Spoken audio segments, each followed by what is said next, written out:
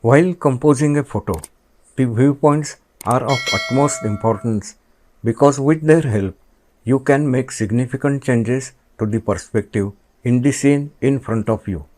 All three viewpoints we have discussed have their own advantages and disadvantages.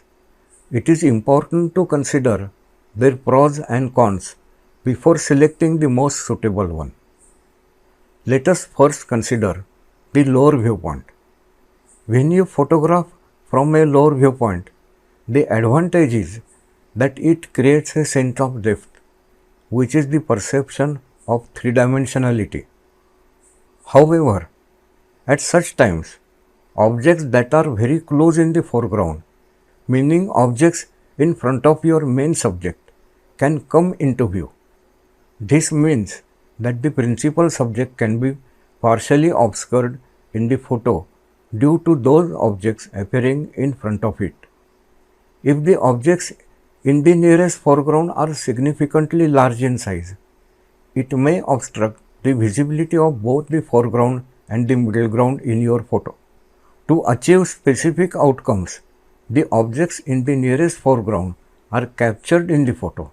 Hence, instead of consistently using a nearest foreground, it is advisable to use it sparingly. Instead, foreground should be used extensively. The principal subject should not be obscured by the foreground. Therefore, the use of foreground needs to be carefully considered beforehand. The foreground should not be higher than 1/10 or 1/8 of the height of your photo.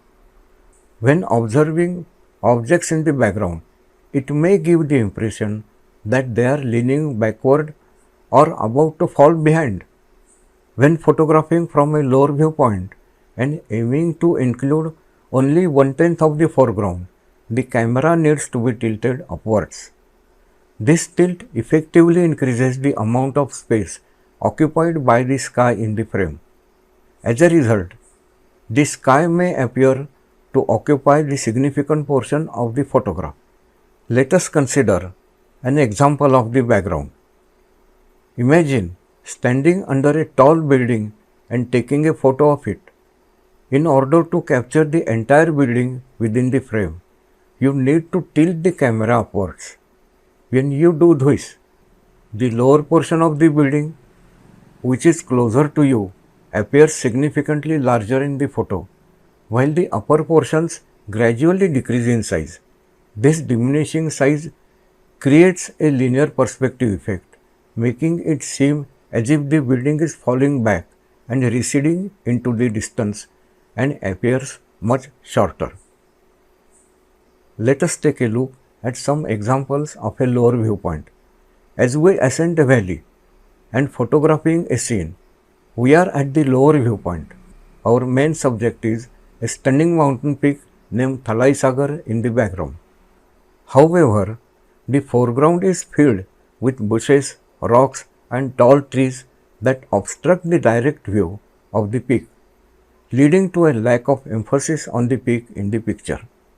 The wide expanse of sky adds a sense of openness to the scene, while the layered elements contribute to the overall three-dimensional effect. To enhance the perception of depth, we need to capture photographs from a lower viewpoint. While ascending a mountain pass in many places, when we reach halfway, we can see statues of deities.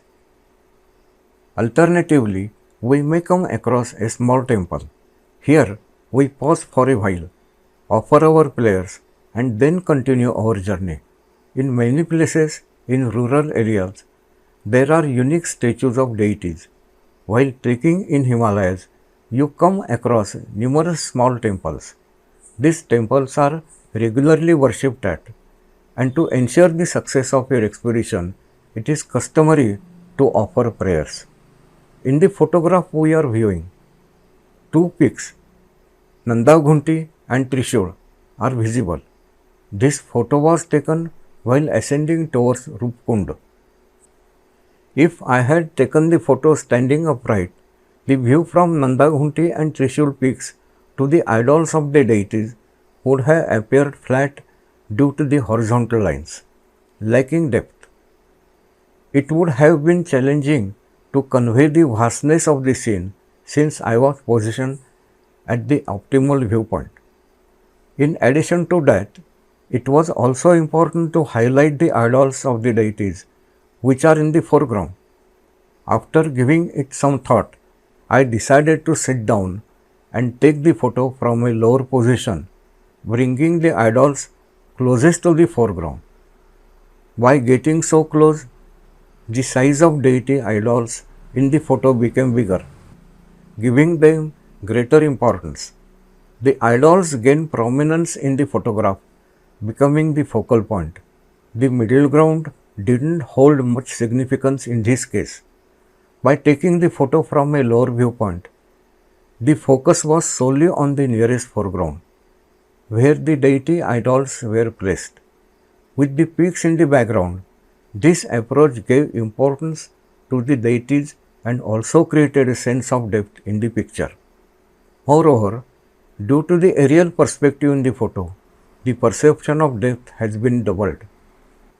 Middle viewpoint is crucial in all types of photography and holds significant importance.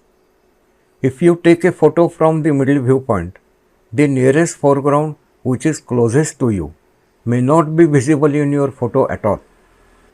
However, the foreground within the range of 20 to 30 feet, the middle ground and the background will appear well organized, and depth, which means three-dimensionality, and vastness, which means grandeur, are both conveyed in these photos. The vertical nature of mountains and peaks, coupled with their remarkable height, is prominently visible and appealing. The photo you are looking at is a stunning view of the Baspa Valley in Himachal Pradesh. It features the Kamru Fort, the Baspa River flowing beyond, and in the distance, the majestic peaks of Harkidun in Gadhwal region. Because the photo was taken from the middle viewpoint, it shows the presence of depth and grandeur, with all three grounds clearly visible. Moreover, the peaks in the photo do not appear to be leaning backward or receding. This creates a natural sense of elevation and height. The verticals of the peaks contribute to the overall impact of the image and help to create a sense of balance. Now, let us take a look at the photo of Kedarnath. This photo too has been captured from the middle viewpoint. As a result, the grandeur of the Kedarnath peak and its surrounding peaks is visible, and the height and magnificence of the peaks in the photo appear greater in comparison to the size of the Kedarnath shrine area at the base of the peak. While taking the photo, I was on my way down, which is why the viewpoint is slightly elevated. Additionally, since I was at a higher position, the nearest foreground did not come into the frame, resulting in the photo lacking significant depth. In this way, using the middle viewpoint creatively becomes crucial for showing depth and grandeur in photography. That is why the middle viewpoint holds significant importance in all types of photography. In a higher viewpoint, we can capture a much larger area of the scene in front of us in a single photo. It can also be called a panoramic view. If a photo is taken from a higher viewpoint, such as from an elevated position or using a drone, the space occupied by the sky in the photo is very small, and the nearest foreground, and sometimes even the middle ground are not included in the photo at all. As a result, the photo of the scene in front of us lacks depth, meaning it doesn't convey a sense of three dimensions. Such pictures may not appear grand or majestic. They appear flat, like a two-dimensional image. Therefore, sometimes these photos can be uninteresting or unimpressive. This photo of the Holy Land area of Tapovan, located 25 kilometers away from Gangotri is a compilation of 9 photos taken from a higher viewpoint. Due to the elevated perspective, the photo lacks depth. The absence of vegetation throughout the area and the limited availability of the foreground elements and framing tools contribute to the lack of depth. It can indeed be referred to as an aerial photo, since the nearest foreground, and middle ground are not present and only the background is captured. The photo lacks depth and grandeur. To improve such photos, you would need to use the technique of walking through the scene. This means capturing photos from different viewpoints while moving through the area. By doing so, you can incorporate both the foreground, middle ground, and framing elements into the composition. This technique allows you to capture a more comprehensive view and adds depth to the photo. One thing to keep in mind is that the viewpoint is determined not just by how high the camera is positioned, but also where it is placed in relation to the different areas or objects.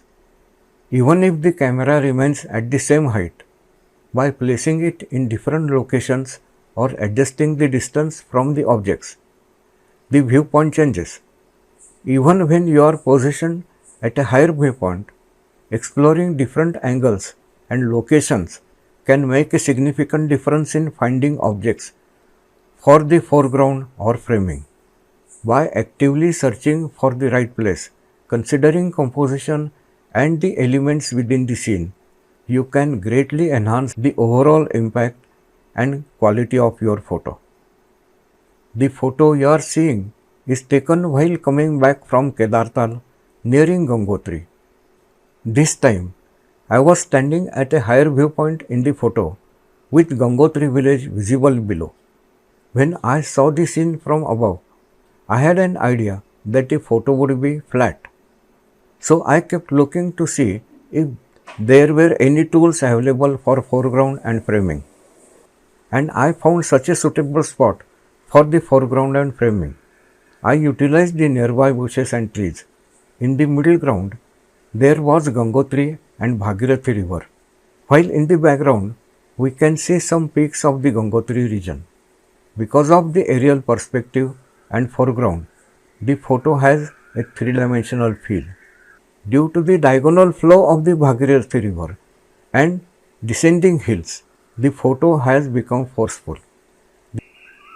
The viewer's gaze is obstructed as it descends from the hills and reaches Gangotri, preventing it from extending beyond the frame. By carefully considering the composition, framing, and potential flaws that can occur when taking photos from a higher viewpoint, we can minimize or avoid those defects. It's important to be mindful of the overall composition, the presence of foreground elements, and any potential distractions or obstructions that may affect the final result. By being attentive to these factors, we can capture photos with better clarity and avoid common issues that can arise from a higher viewpoint.